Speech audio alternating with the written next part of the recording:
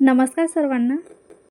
रक्षाबंधनाच्या आणि नारळी पौर्णिमेच्या तुम्हाला सर्वांना माझ्याकडून खूप खूप शुभेच्छा. बघा, मी मिठाई बनवलेली आहे. पचायला हलकी अशी मिठाई बनवलेली आहे आणि पौष्टिकसुद्धा आहे. खूप छान बनवून तयार होते कमी साहित्यात. तर व्हिडिओ स्किप न करता शेवटपर्यंत नक्कीच बघा. चला मग रेसिपीला सुरुवात करू. बघा, इथे मी 1 वाटी फुटाण्याची पावडर घेतलेली आहे. त्याच वाटीने प्रमाण घेणार आहे मी सर्व साहित्याचं. आणि इथे मी पाऊण वाटी खोबऱ्याचे किस घेतलेला आहे, बघू शकता. आणि त्या वाटीने 1 वाटी भरून पिठी साखर घेतलेली आहे. पिठी साखर आपल्या गोडाप्रमाणे कमी किंवा जास्त करायची आहे. साखर माझ्याकडे अगोदर बनवून ठेवलेली होती, त्यामुळे थोडेफार गोळे आहेत, तर तेच छान मॅश करून घेणार आहे मी. आपल्याला गोळे ठेवायचे नाही आहेत बिलकुल, त्यामुळे बघू शकता या पद्धतीने. आता छान मिक्स झाल्यावर इथे मी इलायची पावडर टाकणार आहे. मी साखरमध्ये काढलेली इलायची आहे ही. आपल्याकडे अशी असेल तर थोडी कमी टाकायची. आणि 2 चम्मच भरून एवढं तूप घेतलेलं आहे. तूप थोडंसं वितळून घेतलेलं आहे, जास्त कडकडीत गरम केलेलं नाही आहे. यामध्ये टाकून छान आता पिठाला आपल्याला तूप लावून घ्यायचं आहे सर्व. हाताने मिक्स करून घेते छान, बघा. आता तूप लावून घेतलं आहे मी सर्व पिठाला. इथं मी आता अर्धी वाटी दूध घेतलेलं आहे. तर अर्धी वाटी दूधमधलं अर्धं दूध या पिठामध्ये टाकलेलं आहे आणि छान आपल्याला गोळा मळून घ्यायचा आहे. दूध एकदम जास्त टाकायचं नाही, थोडं थोडं करूनच टाकायचं आहे, जास्त पातळ व्हायला नको. त्यामुळे बघा, गोळा मळून घेतलेला आहे. अर्धी वाटी दूध मला लागलेलं आहे. बघा, छान आता गोळा मळून घेतलेला आहे मी, बघू शकता.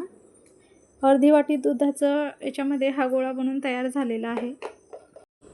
आता मी एक प्लेट घेतलेली आहे दुसरी, आणि त्याला थोडंसं तूप लावून घेतलेलं आहे खाली.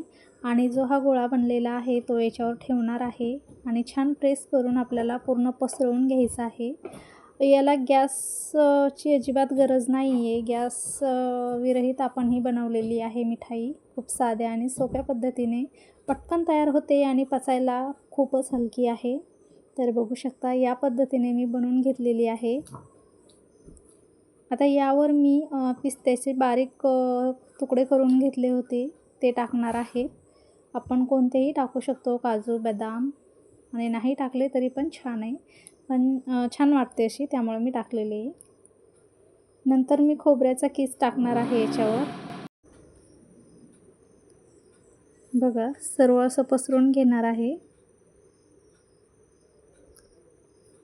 आणि परत पसरवल्यानंतर याला प्रेस करून घेणार आहे, म्हणजे छान चिटकून राहील. बघू शकता अशा पद्धतीने.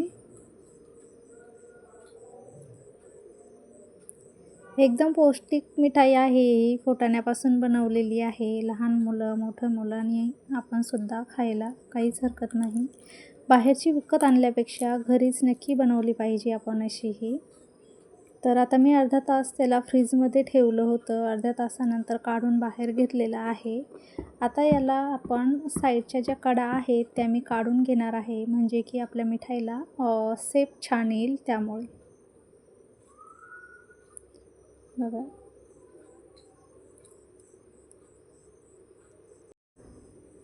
बघा, साईडच्या सर्व कडा काढून घेते. नाही काढल्या तरी पण काहीच हरकत नाही, पण छान वाटतं शेप आलेला. सर्व कडा मी काढून घेतलेले आहेत. आता आपल्याला कसा आकार पाहिजे त्यानुसार आपण कट करायची आहे. जसा आपल्याला आकार चौकोनी किंवा त्रिकोणी कसा हवा आहे तसा आपण शेप द्यायचा आहे या मिठाईला. बघा, मी त्रिकोणी शेप देणार आहे.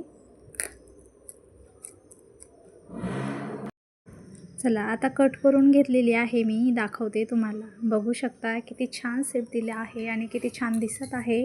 हलकी फुलकी स्वस्तात मस्त अशी मिठाई बनवून तयार झालेली आहे, रक्षाबंधन स्पेशल. तर आपल्याला ही मिठाई कशी वाटली कमेंट करून नक्कीच सांगा. आवडली तर व्हिडिओला लाईक, शेअर, सबस्क्राईब नक्की करा.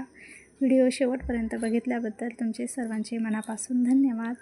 आणि व्हिडिओमध्ये जर का काही चुकलं असेल तर प्लीज माफ करा.